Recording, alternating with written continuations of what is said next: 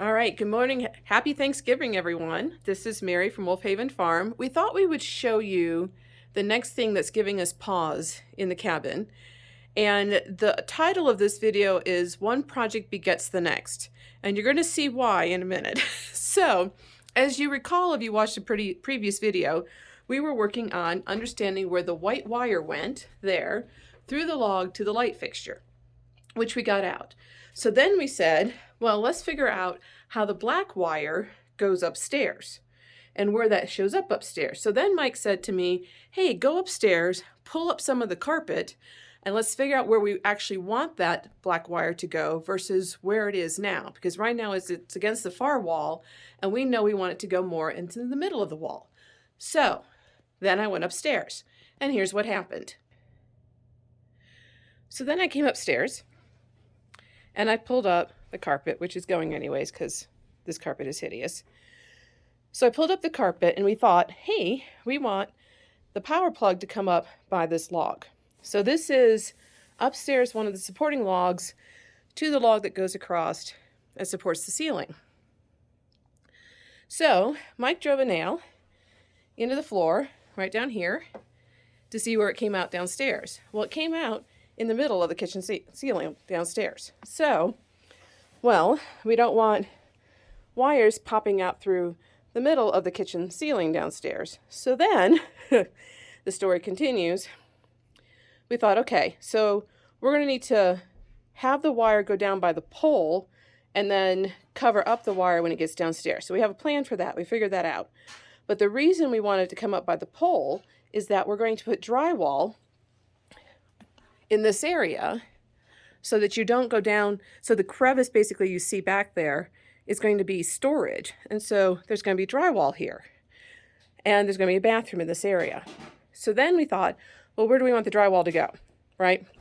So challenge is you've got poles that are 6 inches wide and thick. And so if you put drywall on both sides of it, you now have a 6-inch wide wall. So it's not so much of an issue right here because we'll just put drywall on this side, which is the bedroom side, and not worry about the other side. But then that led us to realize, as we looked at this wall, we're also going to drywall here all the way to the ceiling, which we got into a whole debate about how far up to the ceiling does it go and how does it go around the logs, et cetera, et cetera. But what we realized is that if we put drywall on the outside of this pole that's vertical and on the inside, we now have a 6-inch wall right here. And it seems a bit of a waste of space. So then we thought, okay, then how is that going to affect the wall below? Because if we go all the way from the ceiling all the way to the floor with drywall, because as you've heard from other videos, we want to take this wall out and put in a regular wall with drywall to kind of reduce the log view in the house, then how would that actually work? And is that wall a load-bearing wall? So then that led us to going back downstairs and looking at the wall from the bedroom side. So, walking into the bedroom now, we started looking at this wall. Well, then we started going, okay, what is actually supporting the ceiling upstairs? Is it the logs that go across the ceiling? Well, in looking at the logs, I suddenly realized that the logs in the bedroom are a different size log than the logs coming from the kitchen through the bathroom. So we're like, well, why is that log there that big, but the one on this side is significantly smaller? So that led to us taking the door out, taking some of the pine wall in the bedroom off to realize that all of the logs here have been cut all the way across. So when they put in the logs across this half of the house, they stopped the big logs in the bathroom hallway area here. They severed them and then separately put in the logs for the bedroom and then tried to join them up with this wall. So now we realize that we have to find a different way of bracing these logs all the way across the bedroom, which was a really big dinner conversation last night when we figured this out.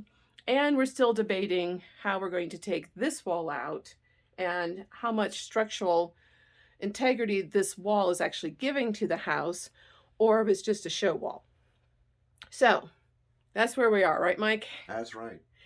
And if you notice, looking at the where the two logs are spliced together, what gave us the first clue that they were actually not touching each other is the fact that there's a mouse stuck between the two of them dead.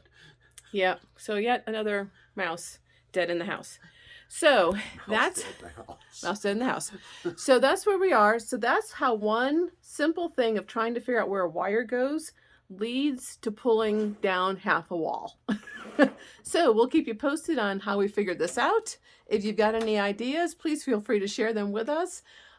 Working on a log cabin is new to us, and we're just trying to figure out how we can modernize this without having the second floor collapse down onto the first floor. Anyways, we will talk to you soon. Happy Thanksgiving, everyone. And it's Mary and Mike coming to you from Wolf Haven Farm.